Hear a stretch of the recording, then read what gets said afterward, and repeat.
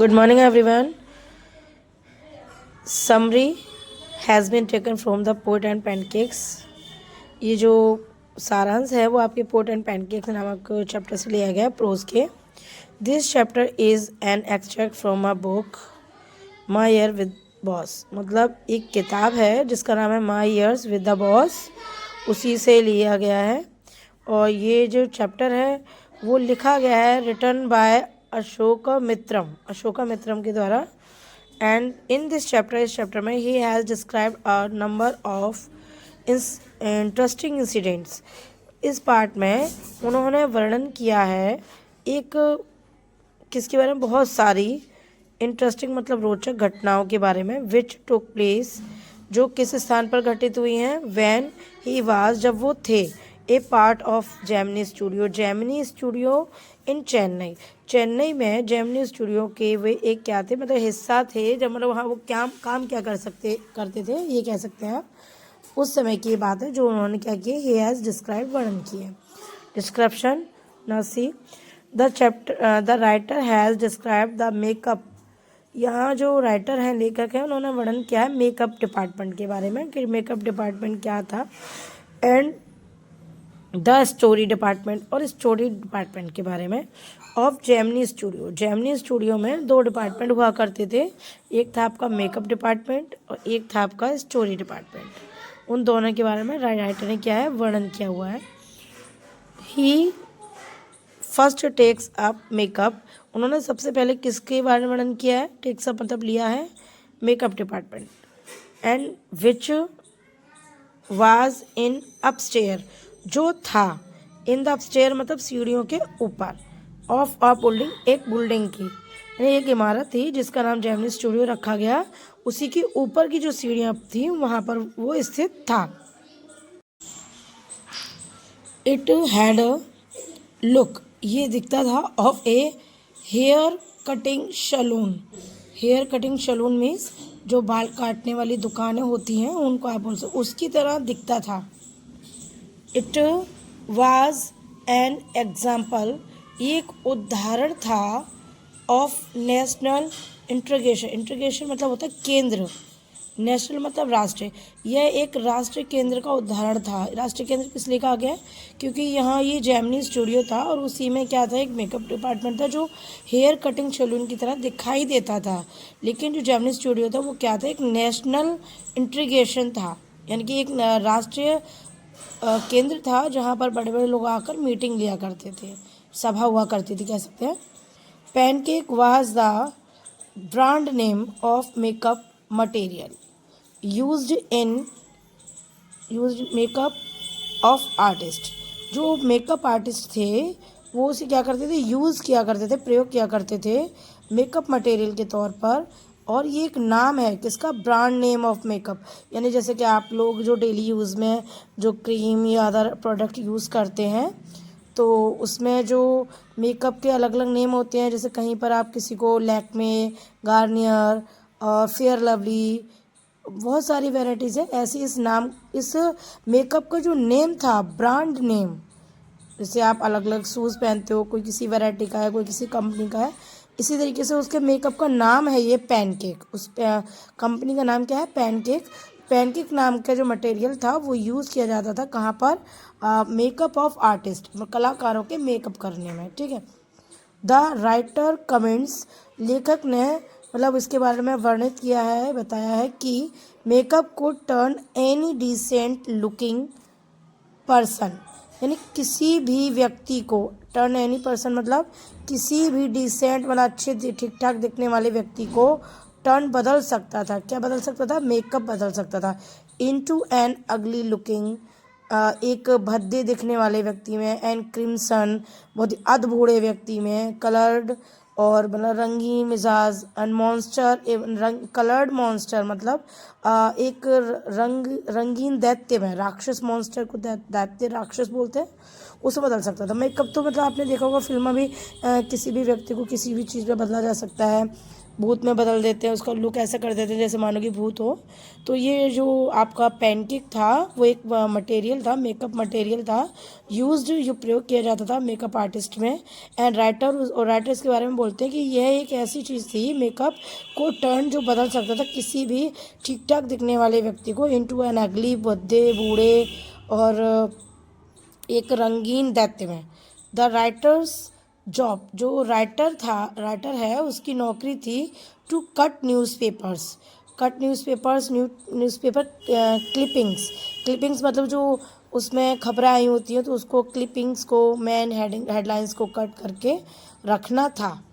And store them, और उसको इकट्ठा करके वो क्या करता था, इकट्ठा करके रखता था इनटू ए फाइल, एक फाइल में। देयर वाज अ मैन, वहाँ एक आदमी भी था जेमिनी स्टूडियो में। नाम था सुबु, क्या था, Subbu. Who was a tailor made, जो टेलर मेड था, टेलर मेड मतलब दर्जी नहीं कह सकते, जो वहाँ पर मतलब जो कॉस्ट्यूम होती है उसको ढीला टाइट वगैरह करने के काम आता है, बनाने वाला था फॉर फिल्म्स के लिए। And the film making was not possible, और फिल्म मेकिंग जो थी, फिल्म बनाना नहीं था क्या पॉसिबल, मतलब संभव नहीं था विदाउट हिम, उसके बिना। हु वाज वेरी टैलेंटेड, जो कि बहुत ही मतलब गुणी व्यक्ति था, एज अ पोइट, जैसे कि मान लो एक कवि, नोवेलिस्ट, उपन्यासकार, एक्टर, अभिनेता एंड फिल्म मेकर और फिल्म निर्माता। ही वॉज एन ऑलराउंडर, वह मतलब एक तरीके से ऑलराउंडर, सभी कार्यों में जो निपुण व्यक्ति होता है उसको ऑलराउंडर बोलता है, तो एक निपुण व्यक्ति था। And very loyal to boss, वो बहुत ही लॉयल मीन्स ईमानदार होता है, वफादार बोल सकते हैं, अपने बॉस के लिए क्या था, वो बहुत ही वफादार भी था। एंड नेक्स्ट है नेक्स्ट द राइटर टॉक्स, और मतलब अगले ही पल राइटर आगे बताते हैं कि बातें करते हैं अबाउट द स्टोरी डिपार्टमेंट के बारे में। अब स्टोरी डिपार्टमेंट क्या था, story department, this department comprised a lawyer and a group of writer and poets, लेखक और कवियों के जो ग्रुप हुआ करते थे, समूह, उनको वो क्या करते थे, प्रोवाइड कराया करते थे एक वकील, किसमें, स्टोरी डिपार्टमेंट में। अदर लॉयर वाज ऑफिशियली, जो ज़्यादातर मतलब जाने जाते थे किसके लिए, नोन एज लीगल एडवाइज़र, कानूनी तौर पर जो सलाहकार होते हैं उनकी तरह वो जाने जाते थे, जो लॉयर हुआ करते थे स्टोरी डिपार्टमेंट में। एवरी वन इन डिपार्टमेंट, मतलब प्रत्येक स्टोरी डिपार्टमेंट में क्या थे, वॉर पहना करते थे खादी के कपड़े पहना करते थे सभी लोग, वहाँ की एक यूनिफॉर्म हुआ करती थी and khadi uniform. But the legal adviser, लेकिन जो लॉयर्स थे जिनको लीगल एडवाइज़र कहा गया है, वो वॉर पहनते थे pant, a tie and a coat, tie pant और कोट पहना करते थे, उनकी कोई खादी यूनिफॉर्म नहीं थी मतलब। मिस्टर वसन was not satisfied with the performance of this department, जो मिस्टर वसन थे। अब मिस्टर वसन कौन थे, मिस्टर वसन is the owner of Gemini studio, मतलब मिस्टर वसन ओनर मीन्स मतलब मालिक थे जेमिनी स्टूडियो के, और कह सकते हैं मिस्टर हसन की जो वहाँ के जो मालिक भी थे, प्लस जो सुबु था उनका एक फेवरेट एम्प्लॉय भी था। इसमें क्वेश्चन में आ जाता है कि हु वाज सुबु कौन था, और why did many peoples dislike him, उसे पसंद नहीं क्यों करते थे, तो मिस्टर वसन की वजह से उसे पसंद नहीं करते थे कि मिस्टर वसन जो है सुब्बू को बहुत पसंद किया करते थे, तो दैट्स वाई। चलो आगे बढ़ते हैं। मिस्टर वसन was not satisfied with performance of this department, यानी इस डिपार्टमेंट के, यानी कि स्टोरी डिपार्टमेंट जो है जिसमें वकील और ये सभी पोएट एंड राइटर्स काम करते हैं, उस डिपार्टमेंट को मिस्टर वसन जो जेमिनी स्टूडियो के मालिक थे वो पसंद नहीं करते थे। परफॉर्मेंस मतलब उनके कार्य को संतुष्ट नहीं थे, वो वाज नॉट सेटिस्फाइड मतलब संतुष्ट नहीं थे। इट वाज क्लोज डाउन, और इसीलिए इसे क्या उन्होंने बंद कर दिया था, यानी कि आपका जो जेमिनी स्टूडियो का अंत हुआ था वो इसी वजह से हुआ था क्योंकि उनका काम ठीक प्रकार से नहीं हुआ था।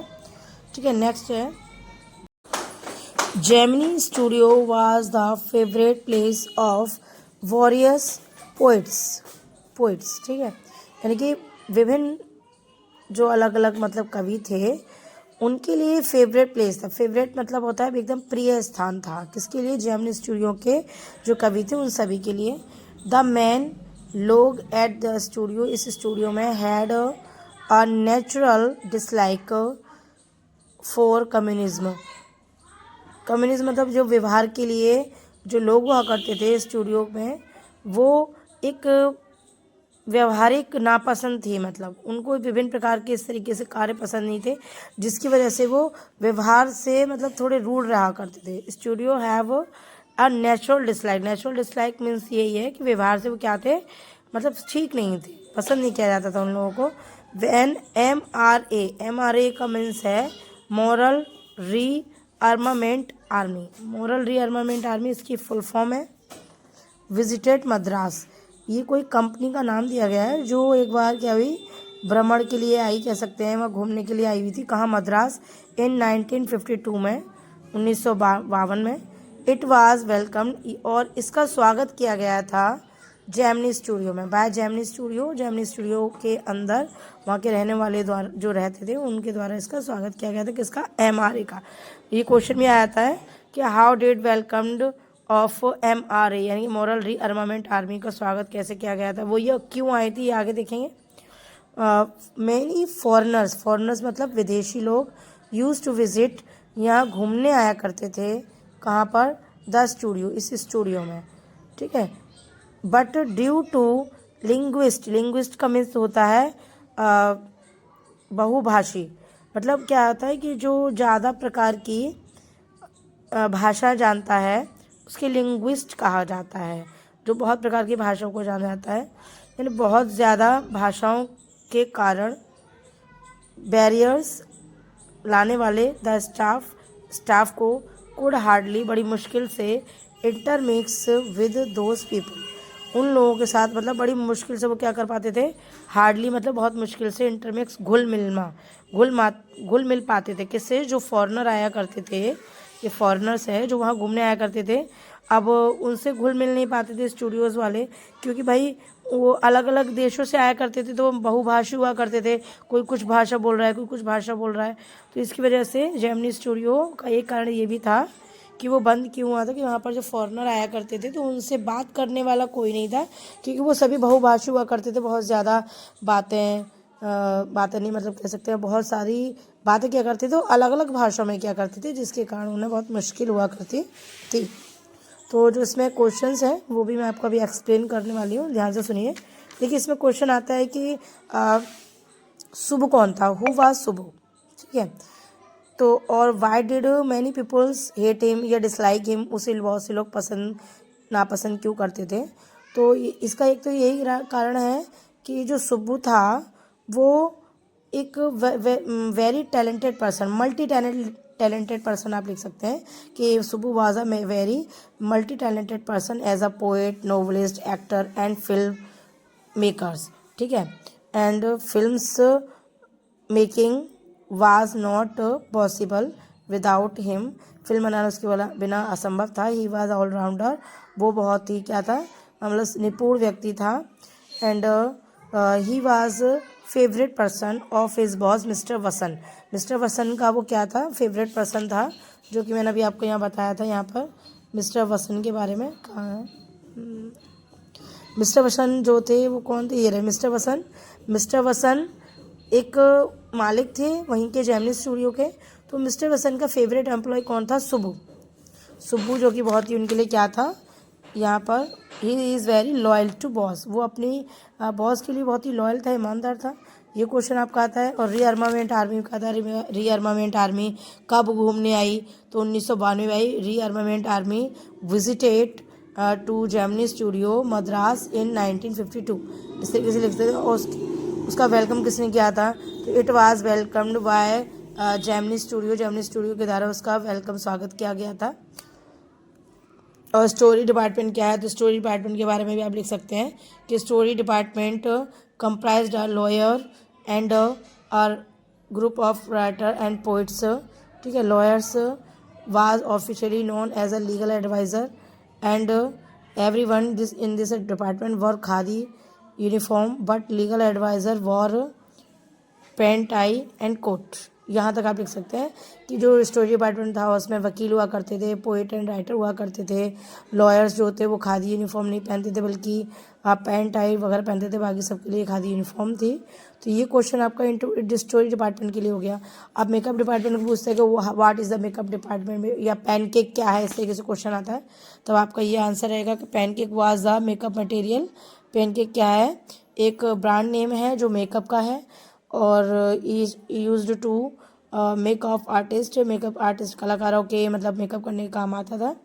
एंड राइटर्स कमेंट्स, राइटर क्या क्या बताता है कि इससे बदले एक डिसेंट लुकिंग पर्सन बदल सकता है भद्दे अधबूढ़े और एक दैत्य में, इस तरीके से।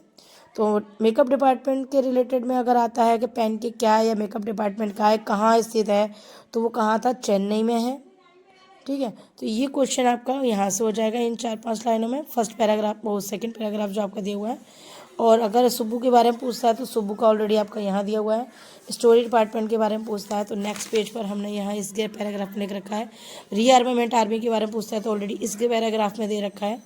अब मैं आपको पहले से ही बता दे रही हूँ कि ये जो 4 क्वेश्चन मैंने आपको बताए कि सुब्बू कौन है, story department, rearmament army and this pancake, what is the pancake, pancake क्या है, ये 4 क्वेश्चन इस चैप्टर के मोस्ट इम्पोर्टेंट क्वेश्चंस हैं।